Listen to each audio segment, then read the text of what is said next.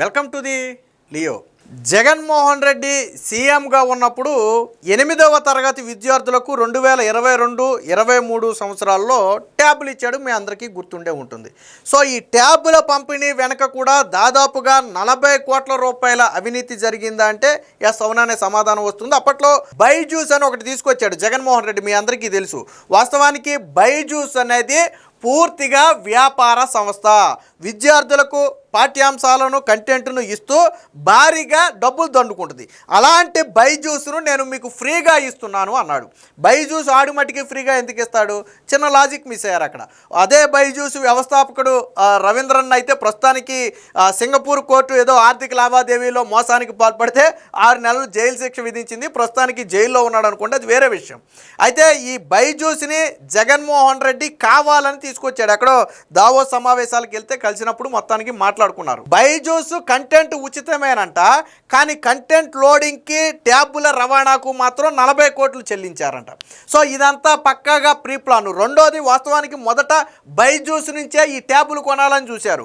అలా అయితే నాడు ప్రతిపక్షాలు ఆరోపణలు చేస్తాయి, అవినీతి బయటపడుతుందనే భయంతో బైజూస్ నుంచి డైరెక్ట్గా కొనకుండా బైజూస్ సూచించిన కంపెనీ నుంచి కొన్నారు. అది కూడా ఎలా కొన్నారో తెలుసా? ఒకే ఒక కంపెనీ తయారు చేసే ట్యాబ్ని ఎంచుకున్నారు. 8.7 అంగుళాల స్క్రీన్ ఉండాలి అని ప్రభుత్వం నిబంధన పెట్టింది. ఎప్పుడైతే 8.7 అంగుళాల స్క్రీన్ అనే నిబంధన పెట్టిందో అది తయారు చేసే కంపెనీ ఒక కంపెనీ మాత్రమే ఉంది. వాస్తవానికి అప్పుడు ఇతర కంపెనీల నుంచి కూడా ప్రభుత్వానికి రిక్వెస్ట్లు వచ్చాయి, మీరు ఒకసారి ఈ స్క్రీన్ అంశాన్ని పరిశీలించండి, ఇంత స్క్రీన్ అయితే మేము కూడా ఈ పోటీలో నిలబడతాం, మేము కూడా టెండరింగ్లో బిడ్డింగ్లో పాల్గొంటామని చెబితే వాళ్ళు అంగీకరించలేదు. 8.7 అంగుళాల స్క్రీనే ఉండాలి అని చెబితే అది తయారు చేసే సంస్థ ఒకటే ఉంది కాబట్టి ఏకపక్షంగా వాళ్ళకి ట్యాబులు కొనుగోలు ఇచ్చేశారు. దాదాపుగా మొదటి ఏడాది ఒక 4.5 లక్షలు, రెండో ఏడాది ఒక 5 లక్షలు, మొత్తంగా ఒక 9.5 లక్షలు ట్యాబులు అయితే కొన్నట్టుగా ఉన్నారు. సరే, ట్యాబులు కొన్నారు, బాగానే ఉంది. ఆ ట్యాబుల్లో కంటెంట్ లోడ్ చేయడానికి 8, 9, 10 తరగతుల కంటెంట్ లోడ్ చేయడానికి మళ్ళీ బైజూస్కి పంపారు. బైజూస్ ఏం చేసింది? ఒక ట్యాబులో కంటెంట్ లోడ్ చేయడానికి యావరేజ్న 450 నుంచి 500 ప్లస్ రవాణా ఛార్జీల కింద వసూలు చేసింది. 4.5 లక్షల్లో 500 రూపాయల చొప్పున అంటే ఎంత అవుతుందో మీరు ఆలోచించండి. అది ఒక ఎత్తు అయితే, బైజూస్ ఇక్కడ రెండొక వ్యాపార మాస్టర్ ప్లాన్ ఇంకోటి ఉంది. ఏంటి? ముందు వీళ్ళ సబ్స్క్రైబర్ బేస్ పెరుగుతుంది. జగన్ ప్రభుత్వం ఇంకోటి కూడా ఏం చేసిందో తెలుసా? ఈ 4 నుంచి 10వ తరగతి విద్యార్థుల తల్లిదండ్రుల మొబైల్ ఫోన్లలో ఈ బైజూస్ యాప్ని ఇన్స్టాల్ చేయించారు. దాదాపుగా 17 లక్షల మొబైల్లో ఇన్స్టాల్ చేసినట్టుగా మనకి సమాచారం. అంటే ఉపాధ్యాయుల మీద ఒత్తిడి తెచ్చి ఆ యాప్ని ఇన్స్టాల్ చేసుకునేటట్టు చేశారు. ఇది బైజూస్ ఏం చేసింది? దీన్ని క్యాష్గా వాడుకుని ఇతర చోట్ల బ్యాంకుల నుంచి డబ్బులు గుంజేసే ప్రయత్నం చేసింది. ఎలాగా? మేము రాష్ట్ర ప్రభుత్వంతో టైఅప్ అయ్యామని చెప్పి ఇతర రాష్ట్రాల్లో చెప్పుకునేది. అలాగే బ్యాంకుల దగ్గరికి వెళ్ళి మాకు ఇంతమంది సబ్స్క్రైబర్ బేస్ ఉంది, మా యాప్ని ఇంతమంది డౌన్లోడ్ చేసుకున్నారని దాన్ని చూపి కొంత బ్యాంకులు లోన్ తీసుకునే ప్రయత్నం చేసింది. ఇటుపక్క Jaganmohan Reddy already content loading పేరుతో డబ్బులు ఇస్తూనే ఉన్నాడు, అది మనందరికీ తెలుసు.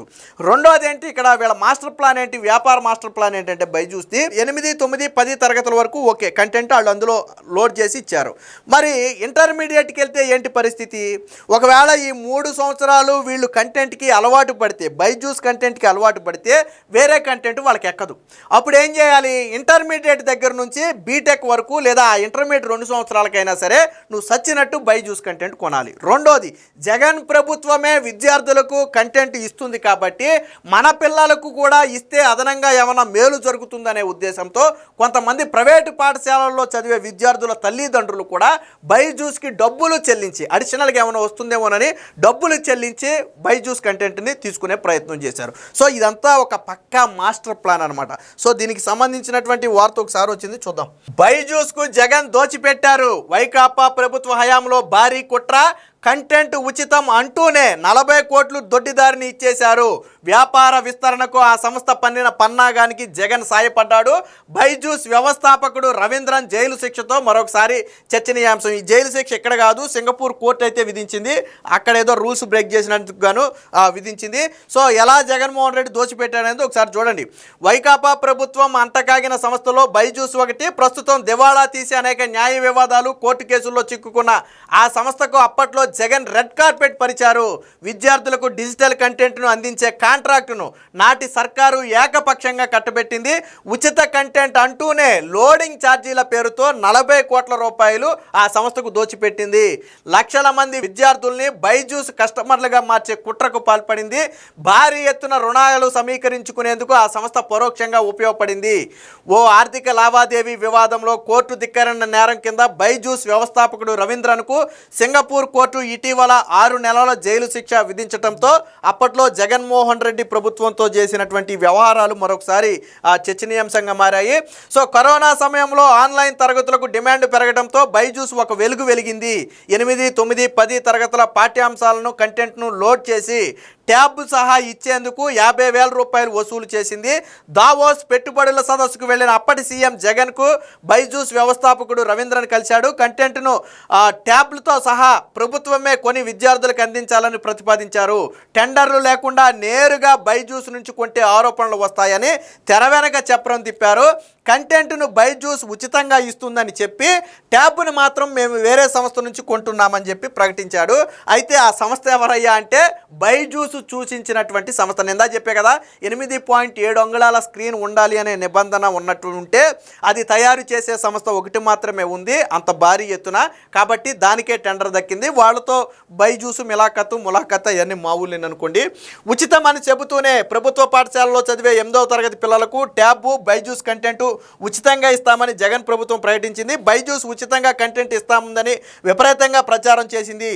ఏపీటీఎస్ ద్వారా టెండర్లో పిలిచి ట్యాబులు కొన్నది. 2022లో 4,34,000 ట్యాబులు కొని బైజూస్ కంటెంట్ లోడ్ చేయాలని బెంగళూరు పంపించారు. కంటెంట్ లోడింగ్కి ఒక్కొక్క ట్యాబ్కి 425 రూపాయలు చెల్లించారు. వాటిని అక్కడి నుంచి మళ్ళీ జిల్లాలకు చేర్చడానికి రవాణా ఛార్జీలు అదనం.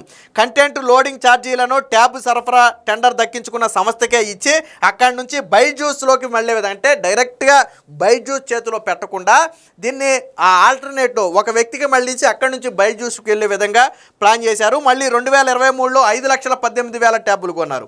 సో దీనిలో ఈసారి లోడింగ్ ఛార్జీలను ఏకంగా టెండర్లోనే చేర్చేశారు ఇన్ని మార్పులు లేకుండా.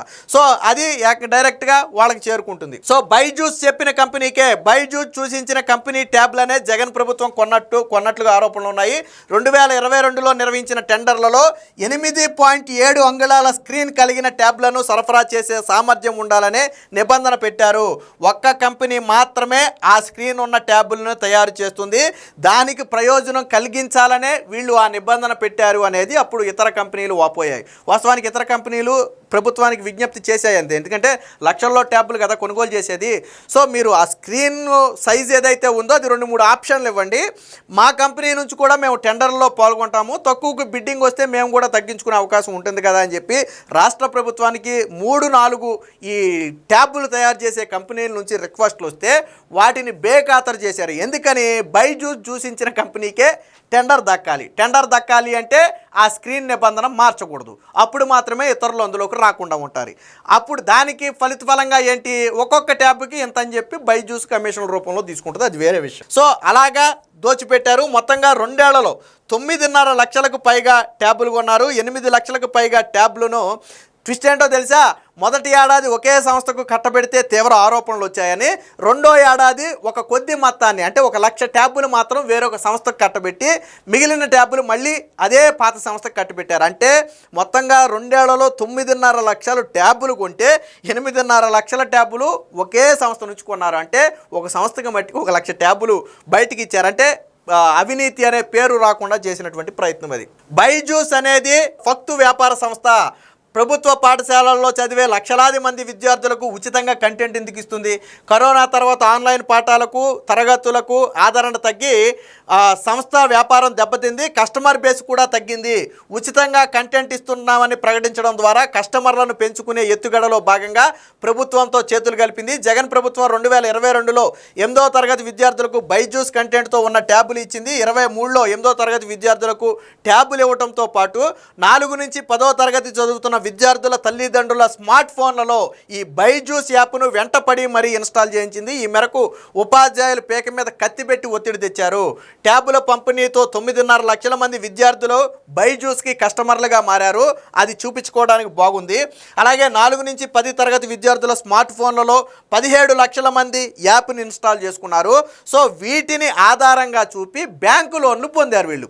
ఒకటి వ్యాపార ప్రకటన, మాకు ఇన్ని లక్షల మంది, ఇప్పుడు బైజూస్కి కస్టమర్లు లక్షల సంఖ్యలో పెరుగుతుంటే సాధారణంగా ఏమనిపిస్తుంది, ఓహో బైజూస్ మామూలుగా లేదనుకుంటా, మన పిల్లోడు భవిష్యత్తు బాగుపడాలంటే బహుశా ఇదే కరెక్ట్ ఏమో, ఇది మనం బైజూస్ కంటెంట్ కన్నా మన పిల్లోడికి ఇవ్వకపోతే వెనకబడిపోతాడేమో అనే అపోహ కూడా చాలామందిలో కల్పించి వాళ్ళందరూ బైజూస్ కస్టమర్లుగా మారేటట్టు చేశారు. రెండోది, రాష్ట్ర ప్రభుత్వమే చేతులు కలిపింది.